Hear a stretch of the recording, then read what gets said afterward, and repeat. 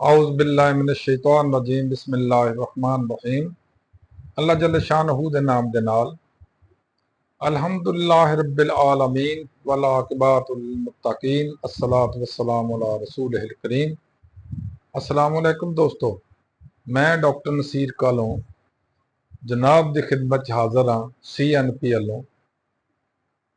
दोस्तों, जैसा कि तुसीं सब लोग जानते जे, माशाअल्लाह मेरे प्यारे मोहतरम मुकर्रम मुअज़्ज़म वज़ीर आज़म जनाब स्पीड वज़ीर आज़म जनाब मोहतरम शहबाज शरीफ साहब ने रात तेल 10 रुपए फिर बढ़ा दिता और बिजली का रेट भी 2 दिन पहले 4-5 रुपए बढ़ा दिता सी। दोस्तों, मैं कभी कभी सोचना, शायद तुसीं भी सोचते होवोगे, ये हुकूमत सानू कित्थे लैके जा रही है। ये आया ये हुकूमत जो कुछ कर रही है, ये अवाम दी फलाह वास्ते कर रही है या अवाम दी फनाह वास्ते कर रही है। लफ्ज अलदे मिलते हैं, फलाह या फनाह। आसार जड़े ने वो फनाह वाले ने, लेकिन दावे जड़े इन्हां दे वो फलाह वाले ने। जिस तरह के तुसीं देखो, 10 रुपए अगर पेट्रोल वधदा, हर चीज़ के रेट च तब्दीली आ जाएगी, हर चीज़ बढ़ जाएगी और इसे रेशो नाल महंगाई बढ़ जाएगी। मैनूं याद है अज भी, जदों इमरान खान की हुकूमत सी, उधरों करोना आ गया। करोना ने सारी दुनिया की तबाही लाती, सारी दुनिया की इकानमी बर्बाद करती। लेकिन पाकिस्तान अल्लाह के फजल करम नाल उदों भी बड़े अच्छी तरह चल रहा सी, जदों सारी दुनिया रो रही सी कि इत्थे की हो गया तो की हो गया। दुनिया च बड़ा ही क्राइसिस सी करोना दे। उदों भी तेल के रेट इन्ने उपर नहीं सी गए, हालांकि जड़ा इंटरनैशनली सी, आलमी तौर पर सी तेल दी कीमतां वो अज नालों बहुत ज्यादा सन। लेकिन उस दौर च भी इमरान खान ने 150 रुपए ते तेल फिक्स कर दिता कि मैं 150 रुपए देना। ते उस दौर च मेरे प्यारे स्पीड वज़ीर आज़म जनाब मोहतरम मियाँ शहबाज शरीफ साहब एक दिन टीवी ते प्रेस कॉन्फ्रेंस करदियां फरमा रहे सन कि तेल अगर बहुत महंगा दे रही है गवर्नमेंट 150 रुपए च भी, इन्हों 70 रुपए च तेल बेचना चाहिए, फिर भी गवर्नमेंट को फायदा हो। दोस्तों, मैं हैरान हाँ कि जिड्डा वड्डा मुनाफक, जिड्डा वड्डा कोई झूठ बोलने वाला, जिड्डा वड्डा कोई दरोग हुआ उन्होंने ओडा वड्डा सियासतदान किया जाता। और अज के दौर च जिद ये तिन्ने फन ने, वो सब तो वड्डा सियासतदान।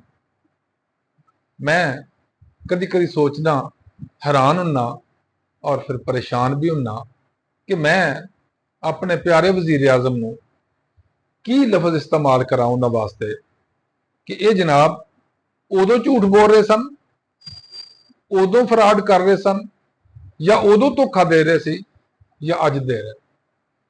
देखो ना, मालियाती मामलात पाकिस्तान के बुरी तरह तबाह हो गए ने। किन्हां तबाह कीते आ? इसे गैंग ने आके, इसे ग्रुप ने आके, इसे जिहड़े पार्टियां ने 5-7 इन्हां ने उदों कीता सी, यही हुण कर रहे। दोस्तों, तेल दीयां कीमतां मुनसलिक हुंदियां बैन अवी तेल दीयां कीमतां जिहड़ियां ओपेक दीयां कीमतां जिहड़ियां उहदे नाल मुनसलिक हुंदियां। बल्कि किसी हद तक अगर देखा जाए तो सऊदी अरब सानू थोड़ा जिहा रेट कम ते भी तेल दिंदा और उधार ते भी दिंदा। लेकिन अगर असीं कंपेयर करने करीबी मुमालिक दे नाल अपने तेल की कीमतां नूं, ते पाकिस्तान च सब तो ज्यादा तेल की कीमत आ, सब तो ज्यादा बिजली की कीमत आ, सब तो ज्यादा गैस की कीमत। ते क्यों ऐसा वा? इस वास्ते ऐसे आ कि साडे ये प्यारे वज़ीर आज़म साहब के पूरे खानदान ने जिहड़ी हुकूमत की है जिन्ना चिर 30-35 साल, उन्होंने सारे वो प्रोजेक्ट इंट्रोड्यूस करवाए और उन्होंने ही काम बड़ी तेजी नाल कीता, जिहड़े उंगल कह के दसदे ओ मैं बनाया जे। क्योंकि ਪਨ ਬਿਜਲੀ ਦੇ ਪ੍ਰੋਜੈਕਟ ਕੋਈ ਵੀ ਇਹਨਾਂ ਨੇ ਲਗਾਇਆ ਇਸ ਵਾਸਤੇ ਕਿ ਉਹਦੇ ਰਿਜ਼ਲਟਸ 4-5 ਸਾਲ ਤੋਂ ਬਾਅਦ ਆਉਂਦੇ ਨੇ। ਇਹਨਾਂ ਨੂੰ ਉਹ ਚਾਹੀਦੇ ਸੀ ਪ੍ਰੋਜੈਕਟ ਜਿਹਦੇ 'ਚ ਇਹ ਖੜਿਆ ਹੋ ਕੇ ਇਹ ਕਹਿ ਦੇਣ ਇਹ ਮੈਂ ਬਣਾ ਰਿਹਾ ਜੇ, ਇਹ ਕਰ ਰਿਹਾ ਜੇ, ਔਰ 6 ਮਹੀਨੇ ਬਾਅਦ ਸਾਲ ਬਾਅਦ ਉਹਦੇ ਸਾਹਮਣੇ ਆ ਜਾਂਦਾ ਉਹਦੀ ਪਰਫਾਰਮੈਂਸ ਜਾਂ ਉਹਦੀ। ਲੇਕਿਨ ਮੁਸੀਬਤ ਇਹ ਆ ਕਿ ਇਹਨਾਂ ਸਿਰਫ ਮੋਟਰਵੇ ਹੀ ਬਣਾਈਆਂ ਨੇ ਸਾਰੇ ਮੁਲਕ 'ਚ, ਔਰ ਉਹਦੇ ਤੇ ਵੀ ਅਸੀਂ ਟੈਕਸ ਇੰਨਾ ਦਿੰਨੇ ਆ, ਜਦੋਂ ਇੱਥੇ ਚੱਲੀ ਦਾ 1000 ਰੁਪਇਆ ਤੇ ਉਹ ਟੂਲ ਟੈਕਸ ਅਸੀਂ ਦੇ ਦਿੰਨੇ ਆ ਲਾਹੌਰੋਂ ਪਿੰਡੀ ਦਾ। ਦੇਖੋ ਠੀਕ ਆ ਕਿ ਜਿਹੜਾ ਟਰਾਂਸਪੋਰਟੇਸ਼ਨ ਆਸਾਨ ਹੋ ਗਈ ਆ, ਲੇਕਿਨ ਅਸੀਂ ਉਹਦੀ ਵੀ ਪੇਮੈਂਟ ਕਰ ਰਹੇ ਆ। ਉਹ ਕੌਮ ਤੇ ਕੀ ਆਸਾਨ ਆ ਜੀ, ਸਾਡੇ ਤੇ ਕੀ ਆਸਾਨ ਕੀਤਾ? ਪੈਸੇ ਅਸੀਂ ਦੇ ਰਹੇ, ਜਾਂ ਤਾਂ ਫ੍ਰੀ ਟਰੈਵਲਿੰਗ ਅਸੀਂ ਕਰਦੇ ਹੋਈਏ ਨਾ, ਫਿਰ ਤਾਂ ਕੋਈ ਮਾਮਲਾ ਨਹੀਂ, ਅਸੀਂ ਕਹੀਏ ਕਿ ਵਾਕਈ ਗਵਰਨਮੈਂਟ ਨੇ ਪੈਸੇ ਸਾਡੇ ਵਾਸਤੇ ਲਗਾਏ ਨੇ। ਬਲਕਿ ਜਿੰਨੇ ਵੀ ਮੋਟਰਵੇ ਨੇ ਸਾਡਾ ਆਪਣਾ ਤੇ ਹੈ ਕੋਈ ਨਹੀਂ, ਸਾਰੇ ਇਹਨਾਂ ਗਿਰਵੀ ਰੱਖੇ ਹੋਏ ਨੇ, ਉਹਨਾਂ ਤੇ ਫਿਰ ਕਰਜ਼ੇ ਲਏ ਨੇ। ਦੋਸਤੋ ਤੇਲ ਮਹਿੰਗਾ, ਹਰ ਚੀਜ਼ ਮਹਿੰਗੀ। ਹੁਣ ਤੁਸੀਂ ਇਹ ਸਮਝੋ ਕਿ ਅੱਲਾ ਦੇ ਫਜ਼ਲ ਕਰਮ ਨਾਲ ਜੁਲਾਈ ਦੇ ਅਖੀਰ ਤੱਕ, ਜਦੋਂ ਜੁਲਾਈ ਦੇ ਬਿੱਲ ਆਉਣੇ ਆ, ਅਜੇ ਅੱਖਾਂ ਖੁੱਲੀਆਂ ਨਹੀਂ, ਜੁਲਾਈ ਦੇ ਬਿੱਲ ਜਦੋਂ ਅਗਸਤ ਚ ਆਉਣਗੇ ਉਹ ਅੱਖਾਂ ਬਾਹਰ ਨੂੰ ਆਉਣਗੀਆਂ, ਖੁੱਲ ਤੇ ਸ਼ਾਇਦ ਗਈਆਂ ਹੋਣ ਲੇਕਿਨ ਅੱਖਾਂ ਉਹ ਬਾਹਰ ਆਉਣਗੀਆਂ। ਇਸ ਵਾਸਤੇ ਕਿ ਜੈਸੀ ਰੂਹ ਵੈਸੇ ਫਰਿਸ਼ਤੇ, ਜੈਸੀਆਂ ਕੌਮਾਂ ਵੈਸੇ ਹੁਕਮਰਾਨ।